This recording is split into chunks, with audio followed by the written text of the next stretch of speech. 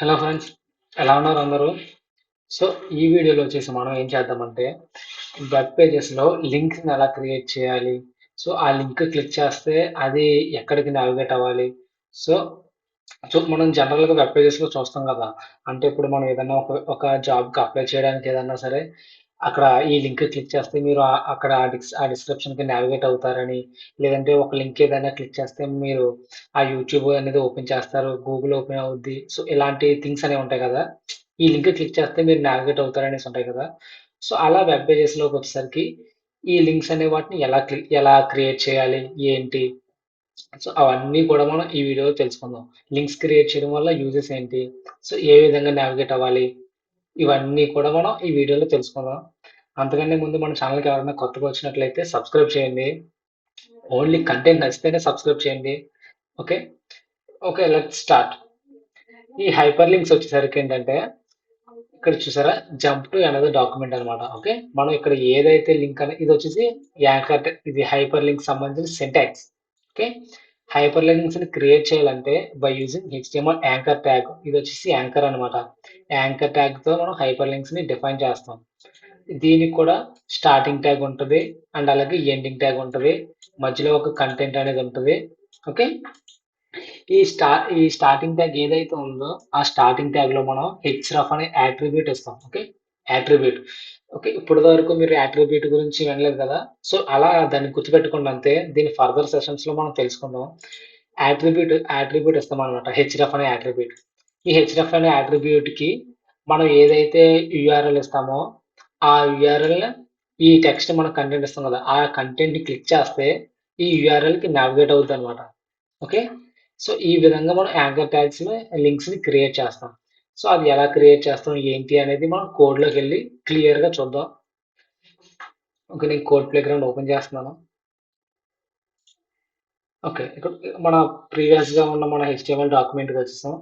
So నేను ఇక్కడ వచ్చేసరికి యాంకర్ ట్యాగ్, ఇప్పుడు మనకు ఏం కావాలి, లింక్ కావాలి కదా. దీని అవుట్పుట్ ప్రీవియస్ గా ఎలా ఉంది, సో ఇది కదా దీని అవుట్పుట్ వచ్చేసి. సేవ్ చేస్తున్నాను ఒకసారి. ఓకే, ప్రీవియస్ గా మన డాక్యుమెంట్ వచ్చేసి ఇది. హెడ్డింగ్స్ రాసాం, పారాగ్రాఫ్స్ రాసాం, బ్రేక్ యూజ్ చేసాం, హారిజాంటల్ రూల్ యూజ్ చేసాం, కామెంట్స్ యూజ్ చేసాం, ఇవన్నీ యూజ్ చేసాం కదా. ఇప్పుడు యాంకర్ ట్యాగ్ అంటే ఎలిమెంట్ లింక్ ని క్రియేట్ చేయాలంటే ఏం చేయాలి, ఫస్ట్ మనం దాని సింటాక్స్ ఏంటి.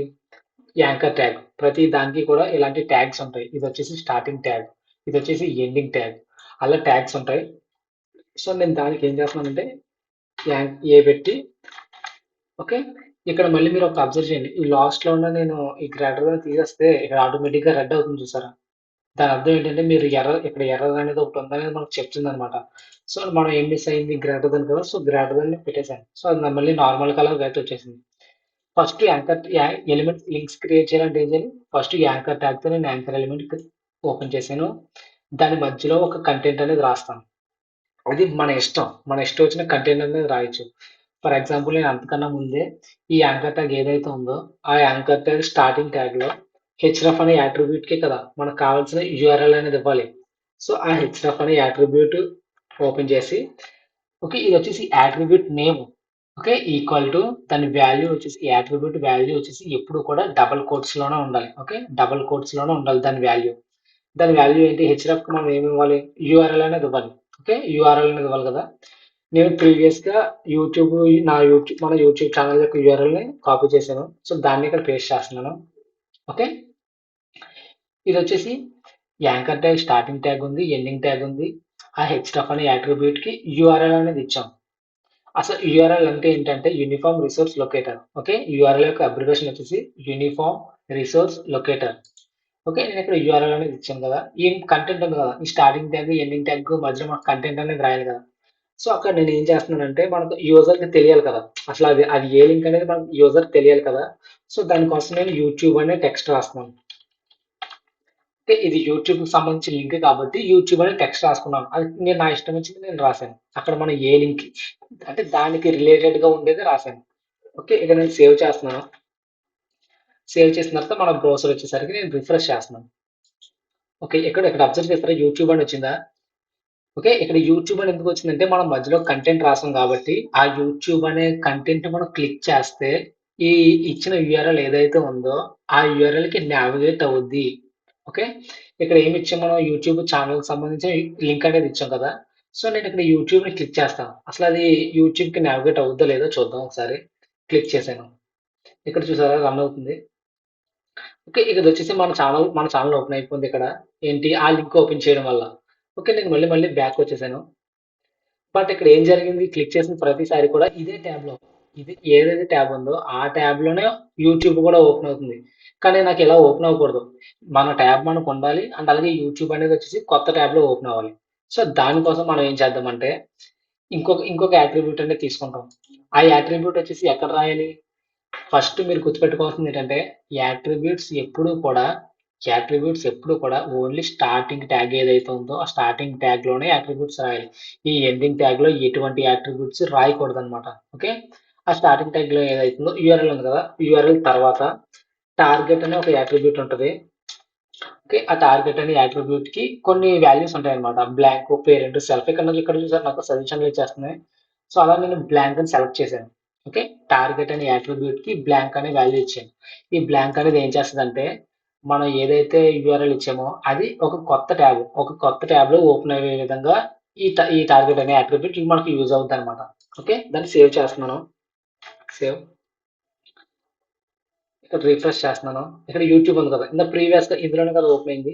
ఇప్పుడు నేను ఈ లింక్ ని ఓపెన్ చేసి చూస్తాను. అది మనకి ఏం కావాలి? ఒక కొత్త ట్యాబ్ లో ఓపెన్ అవ్వాలి.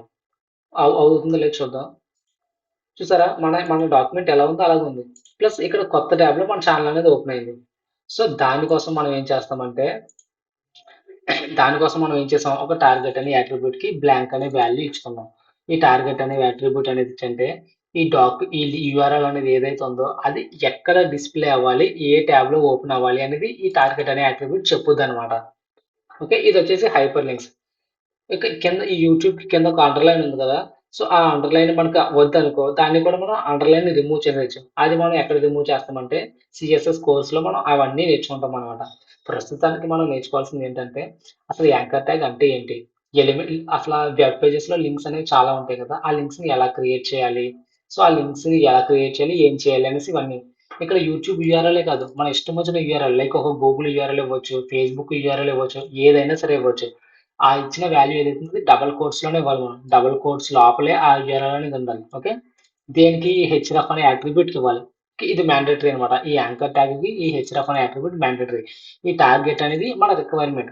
మనకి వేరొక ట్యాబ్‌లో కావాలి అనుకుంటే మాత్రమే టార్గెట్ అని ఇస్తాం. మనకు అలాంటి రిక్వైర్మెంట్ ఏం లేదు. నాకు ఎక్కడ ఓపెన్ అయినా పర్వాలేదు అనుకుంటే టార్గెట్ అనేది ఇవ్వాల్సిన అవసరం లేదు. కానీ హెచ్‌రఫ్ అనేది మాత్రం ఆ యూఆర్ఎల్ ఇవ్వాలంటే ఖచ్చితంగా హెచ్‌రఫ్ అనే అట్రిబ్యూట్ లోనే ఇవ్వాలి. ఓకే. ఇది వచ్చేసరికి లింక్ ఎలా క్రియేట్ చేయాలి, ఎలా యూజ్ చేయాలి అనేది. ఇంకోటి వచ్చేసరికి ఏంటంటే మనం ఇక్కడ చూసాం కదా, మన మెయిల్ కూడా మనం సెండ్ చేసుకోవచ్చు అనమాట. ఇక్కడ చూసారా, HF equal to mail to మన మెయిల్ ఏదైతుందో ఆ మెయిల్ కి ఇక్కడ మన మెయిల్ అనేది ఇవ్వాలి. మన మెయిల్ ఐడి ఇస్తే అది డైరెక్ట్ గా మనం ఆ లింక్ ని ఆ టెక్స్ట్ ని క్లిక్ చేస్తే అది మన మెయిల్ ఐడి ఓపెన్ అయిపోద్ది అనమాట. సో అది ఒకసారి ట్రై చేసి చూడండి. మీరే చూడండి ఒకసారి ట్రై చేసి. అది చేయాల్సింది ఏమి లేదు. సేమ్ దీనికి లాగా యాంకర్ ఫస్ట్ మీరు చేయాల్సింది అది టోటల్ గా రాసి ఒక యాంకర్ ట్యాగ్ రాశారు, కంప్లీట్ అయింది. దాని తర్వాత ఏం చేయాలి? స్టార్టింగ్ ట్యాగ్ ఓపెన్ చేయాలి, హెచ్‌రఫ్ ఓపెన్ చేయాలి. సో దానికి వాల్యూ ఏమనేది ఇవ్వాలి? Mail to. Okay. Mail to అంతే కదా. మెయిల్ టు ఏదైతే ఇచ్చామో దాని తర్వాత ఒక కాలన్ పెట్టి ఆ కాలన్ తర్వాత మనం ఏదైతే మెయిల్ ఐడి ఇవ్వాలనుకుంటున్నామో ఆ మెయిల్ ఐడి. అంటే కొన్ని కొన్ని కంపెనీస్ కానీ కొన్ని జాబ్స్కి అప్లై చేసేటప్పుడు కానీ కొన్ని ఈ కామర్స్ వెబ్సైట్స్ ఉంటాయి కదా, అమెజాన్స్ గటా. మీరు ఏదైనా ఒక డౌట్స్ ఉన్నాయనుకో, మీకు క్వైరీస్ ఉన్నాయనుకో, ఆ క్వైరీస్ అంతటిని మీ ఒక బాక్స్ లో రాసి కింద సబ్మిట్ ఆర్ సెండ్ అని ఉంటుంది కదా. సో మనం సెండ్ నొక్కగానే ఏమవుద్ది? వాళ్ళకి అది సెండ్ అయిపోద్ది. సో అలాగే ఈ మెయిల్ టు తర్వాత మనం ఏదైతే ఒక మెయిల్ ఐడి ఇస్తామో లైక్ ఈ విధంగా ఒకసారి మీ మెయిల్ ఐడి ఇచ్చి మీరు చెక్ చేసి చూడండి. ఓకే. నేను ఇక్కడ మెయిల్ ఐడి ఇచ్చేసాను. సో ఈ మెయిల్ ఐడిని క్లిక్ చేయాలంటే ఒక టెక్స్ట్ అనేది ఉండాలి కదా, టెక్స్ట్ అనేది. సో ఆ టెక్స్ట్ అనేది ఏంటి? ఇది మెయిల్కి సంబంధించింది కాబట్టి నేను మెయిల్ అనే ఒక టెక్స్ట్ రాసుకున్నాను. ఓకే, దాన్ని సేవ్ చేశాను. సేవ్ చేసి నేను ఒకసారి దాన్ని రన్ చేసి చూస్తాను. ఓకే. సో ఇక్కడ మెయిల్ అని వచ్చింది కదా. సో నేను ఈ మెయిల్ అనేది క్లిక్ చేస్తాను అనుకో, మనం ఇక్కడ ఏదైతే మెయిల్ ఐడి ఇస్తామో ఆ మెయిల్ ఐడికి వెళ్తుంది అనమాట. ఓకే. ఒకసారి టెస్ట్ చేసి చూద్దాం. సార్ మెయిల్ ఓపెన్ అవుతుంది. సో నేను అక్కడ ఇచ్చి సో నేను ఇవన్నీ చూసారా, ఈ చెక్ సెండ్ ఈమెయిల్ ఫ్రమ్ అది నేను ఇంకా ఆ ఈమెయిల్ అనేది ఏదైతే ఉందో నా దాంట్లో నేను దానికి ఓపెన్ చేయలేదు కాబట్టి సో నాకు ఇలా వచ్చింది. మీరు మీరు గనుక అక్కడ మీరు గనుక అక్కడ ఒక మెయిల్ ఐడీ అనేది మీరు మీ ఫోన్‌లో గాని, మీ ల్యాప్‌టాప్‌లో ఇస్తారు కదా! సో అప్పుడు అది డైరెక్ట్‌గా ఆ మెయిల్‌కి అనేది సెండ్ అవుద్దనమాట. ఇదొచ్చేసి హెచ్‌టీఎంఎల్‌లో లింక్స్‌ని ఎలా క్రియేట్ చేయాలి? సో, అది కొత్త ట్యాబ్‌లో ఓపెన్ అవ్వాలంటే ఏం చేయాలి? లేదా నార్మల్ ట్యాబ్‌లో ఓపెన్ అవ్వాలంటే ఏం చేయాలి? దానికి మ్యాండేటరీగా ఉన్న యాట్రిబ్యూట్ ఏంటి? అసలు యాట్రిబ్యూట్ అనేది ఒక అడిషనల్ ఇన్ఫర్మేషన్‌ని ప్రొవైడ్ చేస్తదనమాట యాట్రిబ్యూట్ అనేది. ఇంకోటొచ్చేసి మెయిన్ కీ పాయింట్. యాట్రిబ్యూట్ ఎప్పుడు కూడా స్టార్టింగ్ ట్యాగ్‌లోనే రాయాలి. అది ఎండింగ్ ట్యాగ్‌లో రాయకూడదు. ఓన్లీ స్టార్టింగ్ ట్యాగ్‌లోనే రాయాలి. అండ్ అలాగే స్టార్టింగ్ ట్యాగ్‌కి, ఎండింగ్ ట్యాగ్‌కి మనకు మధ్యలో కామన్‌గా ఉండేదేంటి కంటెంట్ ఉంటది. ఆ కంటెంట్ అనేది ఏంటంటే ఇక్కడ మన రిక్వైర్మెంట్ మనకేం కావాలి? ఆ యూఆర్ఎల్ అనేది దేనికి రిలేటెడో ఆ కంటెంట్ అనేది ఇచ్చుకుంటాం. ఓకే. ఇది టోటల్‌గా వచ్చేసి అసల హెచ్‌టీఎంఎల్‌లో లింక్స్‌ని ఎలా క్రియేట్ చేయాలి ఏంటనేది ఇది టోటల్ వీడియో. మీకు ఈ వీడియో గనుక అర్థమైతే అసలు హెచ్‌టీఎంఎల్ లింక్స్‌ని ఎలా క్రియేట్ చేయాలో మీకొచ్చితే గనక మీకు ఆ వీడియో గనుక అర్థమైతే గనుక ఖచ్చితంగా లైక్ చేయండి. వీడియో నచ్చితే కంటెంట్ నచ్చితే గనుక ఖచ్చితంగా సపోర్ట్ చేయండి. Thanks for watching.